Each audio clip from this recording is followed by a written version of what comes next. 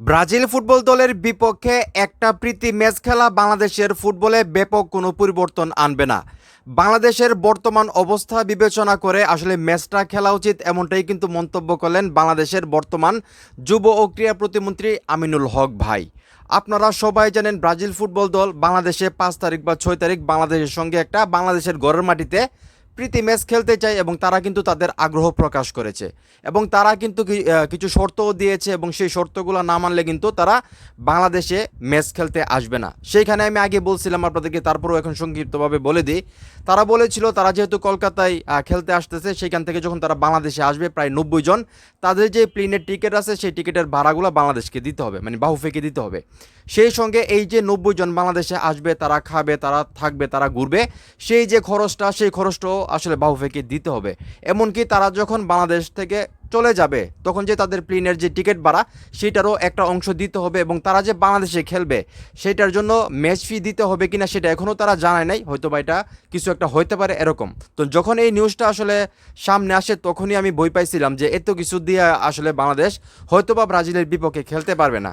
এবং তার যৌক্তিক কারণও আছে। আপনারা সবাই জানেন বাংলাদেশ জাতীয় ফুটবল দল ফিফা এশিয়ান কাপ টুর্নামেন্টে অংশগ্রহণ করতেছে, তো সেইখানে বাংলাদেশ থেকে ভালো একটা স্কোয়াড যাবে, সেখানে প্রচুর টাকা খরচ হবে। এমতো অবস্থায় এখন আসলে ব্রাজিল এবং বাংলাদেশের ম্যাচটা আয়োজন করতে গেলে আমি যে যতটুকু জানি, আমি কনফার্ম না, প্রায় 60 কোটি টাকার মতো খরচ হবে, টোটাল খরচ।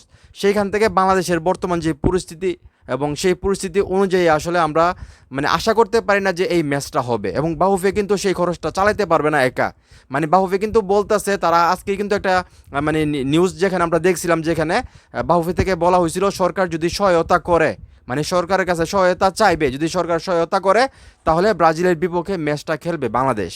তারপরেই কিন্তু আমিনুল হক ভাই এই স্টেটমেন্টটা দেয় এবং উনি বলে যে আসলে ব্রাজিলের বিপক্ষে একটা ম্যাচ খেলেই বাংলাদেশের ফুটবলে পরিবর্তন আসবে না, বর্তমানে বাংলাদেশের যেই অবস্থা সেটা বিবেচনা করে আসলে খেলার কথা ভাবা উচিত, এমনটাই কিন্তু আসলে বলতেছেন। তো আমিও মনে করি বাংলাদেশের বর্তমান পরিস্থিতি আমি আপনি সবাই জানি। সেইখান থেকে এখন ফিফা এশিয়ান কাপ টুর্নামেন্টে খেলতে যাবে বাংলাদেশ, সেইখান থেকে আবার 2-3 দিন পরে ব্রাজিলের সঙ্গে খেলা এবং তারা যে শর্ত দিছে, মূলত সমস্যা হলো শর্ত। তারা যদি বাংলাদেশে আসতো, বাংলাদেশে খেলতো, একটা অ্যামাউন্ট নিয়ে যেত, সেটা এক বিষয় আসছিল। কিন্তু তারা যে শর্তগুলো দিছে সেই শর্তগুলো মানতে গেলে বাংলাদেশ থেকে মানে প্রচুর টাকা খরচ করতে হবে বাহুফের, যেটা বাহুফের কাছে নাই। এবং বাহুফের সরকারের কাছে আসলে চাইতো, কিন্তু সরকার নিজেই তো বলতেছে যে এখন আসলে সম্ভব না। তো সেইখান থেকে আমার কেন জানি মনে হইতেছে যে আসলে আমাদের ফিফা এশিয়ান কাপ যে টুর্নামেন্ট আছে সেই দিকেই নজর দেওয়া উচিত। ব্রাজিল এবং বাংলাদেশের ম্যাচটা আসলে হচ্ছে না, আমার যেটা মনে হইতেছে। তো এখন এই মুহূর্তে যারা আমার এই ভিডিও দেখতেছেন, আপনাদের কি মনে হয় ব্রাজিল বাংলাদেশের ম্যাচটা কি হবে?